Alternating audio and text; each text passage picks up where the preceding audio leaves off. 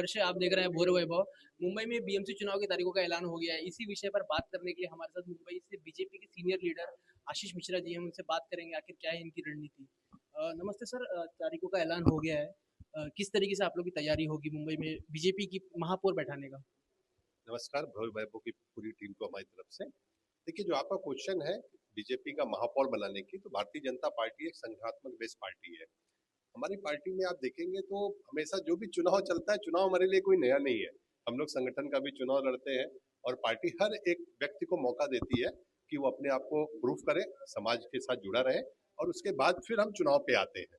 तो जो अभी बीएमसी का जो इलेक्शन है, उसके लिए इसके पहले आप हमने अपने लोकसभा की चुनाव की तैयारी किया था, विधानसभा की चुनाव हम लोगों ने लड़ा। और दूसरे भी, और भारतीय जनता पार्टी की एक बात मैं आपको और बता दूं कि जब भी कहीं पे भी इलेक्शन होता है, तो हमारे यहाँ ये एक अकेली पार्टी है जहाँ पे एक राज्य से दूसरे राज्य में भी लोग जाते हैं। तो हमारे लिए चुनाव प्रक्रिया कोई नई नहीं रहती है, और हम समाज के बीच में हैं। और अभी जब चुनाव होगा तो जिस तरीके से पार्टी जो हमको जो आदेश देगी, उस तरीके से हम उस पार्टी के मुद्दों को लेके हम ऑलरेडी जनता के बीच में है ही। और रही जहां तक बात मेयर की, तो पहले चुनाव होने दीजिए। हमारे शीर्ष नेता माननीय श्री नरेंद्र मोदी जी और हमारे महाराष्ट्र के मुख्यमंत्री माननीय श्री देवेंद्र फडणवीस जी, लोगों ने ऑलरेडी बोला ही हुआ है कि इस बार भारतीय जनता पार्टी का महायुति का, देखिए हम कभी भी जो ये चुनाव हम लड़ रहे हैं, ये हम एक युति में लड़ रहे हैं। तो भारतीय जनता पार्टी जरूर इस बार अपने मेयर को यहाँ पे जो है बनाएगी।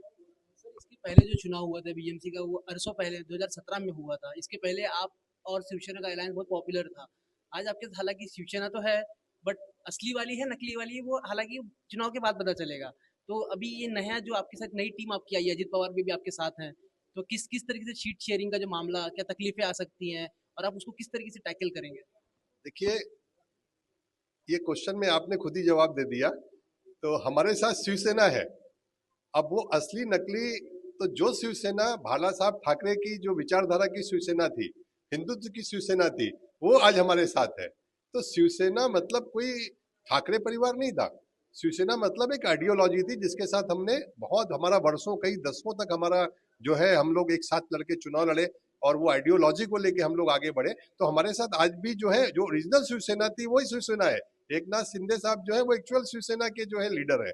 तो हमारा महायुति का ऑलरेडी गठबंधन है। अब एनसीपी का भी, एनसीपी भी महायुति में है, और वो हमारे जो शीर्ष नेतृत्व है उसको डिसाइड करेगी। और जरूर हम जो पूरा युति से ही हम चुनाव लड़ेंगे, जिस तरीके से हमने जो है इसके पहले भी चुनाव लड़ा है। एनसीपी का भी डेफिनेटली हमारे सीनियर लीडर उसको करेंगे, बट अजीत दादा जो एनसीपी जो है, उसको भी मैं बोलता हूँ ओरिजिनल एनसीपी जो है वो भी हमारे साथ में है। तो सर, महाराष्ट्र खास करके मुंबई में भाषा का विवाद बहुत ज्यादा होता है, इसको चुनावी मुद्दा करके यूज किया जाता है। एक पार्टी जो कुछ दिन पहले आपके साथ थी एमएनएस करके, आज हालांकि वो अपोजिशन में दिख रही है, अपोजिशन लोगों के साथ दिख रही है, इस विषय को सबसे ज्यादा बढ़ावा देती है, इस विषय पे चुनाव लड़ती है महाराष्ट्र मुंबईकर और मराठी मानुस। इस चीज को आप कैसे समझेंगे? देखिए, सबसे पहले मैं आपको भारतीय जनता पार्टी की एक बात बता दूं। तो हमारी जो पार्टी है, ये राष्ट्रभक्त वाली पार्टी है, राष्ट्रवाद वाली पार्टी है। और भारतीय जनता पार्टी आज हमारे पूरे भारत में आप देखिए करीब 16 राज्यों में हम सरकार में है, और हमने कभी भी इस मुद्दे को कोई मुद्दा माना नहीं। अब जो लोकल जिनकी विचारधारा ही चेंज हो गई, वो व्यक्ति विशेष, भाषा विशेष को लेके चलते हैं। जनता ने लोकसभा चुनाव में उनको मुद्दों को नकार दिया, विधानसभा में उन मुद्दों को नकार दिया, और आज देखिए मुंबई कर भी ये सब चीजें आप मुझको बताइए सिर्फ चुनाव के समय क्यों दिखाई देती है? ये मुद्दे क्यों आते हैं? क्योंकि इनके पास कोई और मुद्दा है ही नहीं। आज पिछड़ा, देखिए पीडीए जिसको ये लोग बोलते हैं, पिछड़ा, दलित, आदिवासी, इसके लिए कौन काम कर रहा है? इसके लिए प्रधानमंत्री नरेंद्र मोदी जी की जो योजनाएं थी, देखिए मैं एक न्यूज चैनल में था, राष्ट्रीय न्यूज चैनल में, मैंने बोला था विधानसभा, बिहार विधानसभा चुनाव के पहले ही, कि ये पूरे मुद्दे जो है ये सिर्फ चुनाव के लिए उठाए गए हैं। और आप देखिएगा सूपड़ा साफ हो जाएगा, ये मेरा स्टेटमेंट था। आप देखिए सूपड़ा क्या, कई कई पार्टियों की व्यक्तिगत जिन्होंने बना के रखा हुआ था, परिवार बेस राजनीति करते थे, सबका सूपड़ा खत्म हो गया, कहां से कहां पहुंच गए। तो भारत की जनता, ये मुंबई की जनता, देखिए मुंबई को बनाने में मराठी मानुस जो के साथ में और सभी राज्यों के लोगों का, हम लोग सब भी, हम लोग यहाँ पे आए। यहाँ पे हम लोग ने पढ़े लिखे, आप लोग भी देखा, आप लोगों के साथ में भी, तो ये कोई मुद्दा, भाषा का मुद्दा, व्यक्ति का मुद्दा, समाज का मुद्दा, ये मुद्दों पे कभी भी भारतीय जनता पार्टी राजनीति नहीं करती है। आज नरेंद्र मोदी जी ने जिस तरीके से राष्ट्र की योजनाएं चलाई हुई हैं, आज पूरे भारत में नहीं पूरे विश्व में उन चीजों का डंका बज रहा है। समाज के हर क्षेत्र के लिए, समाज के हर वर्ग के लिए, समाज के हर व्यक्ति विशेष के लिए योजनाएं हैं। देखिए, जो सरकारी योजनाएं होती है वो कभी भी किसी जाति को देख के, धर्म को देख के ये योजनाएं नहीं बनाई जाती है। वो योजनाएं बनाई जाती है कि समाज के, पूरे समाज के व्यक्तियों का समग्र विकास हो, देश का विकास हो। हम जो है जन सेवा से लोक सेवा की बात करते हैं, ये बातें करने वाले आपको बहुत कम लोग मिलेंगे। तो भारतीय जनता पार्टी के लिए ये सब मुद्दे हमारे लिए नहीं है। मुंबई, महाराष्ट्र की जनता के लिए भी मुद्दे नहीं है। ये तो सिर्फ अपना अस्तित्व बचाए रहने के लिए, एक हम दिखाने के लिए हम कुछ विशेष हैं। और देखिए, सबका जो इस तरीके के गलत मुद्दे उठाते हैं, जिनका कोई अस्तित्व नहीं है, ये सबका वापस में बोल रहा हूँ सुपड़ा साफ हो जाएगा। और आप कुछ ही दिनों में, जब 16 जनवरी को जब डिक्लेयर होगा, आप देखेंगे कि यहाँ पे महायुति का वही एक हिंदूवादी जो विचारधारा है उसकी सरकार बनेगी। मतलब यहाँ पे बीएमसी में वही मेयर बैठेगा। एक मुद्दा बहुत बड़ा गंभीर है जिससे बीजेपी को, महायुति को घेरा जाता है, वो है वोट चोरी का। ये कहा जाता है कि आप लोग बिना मांगे वोट ले लेते हैं लोगों से।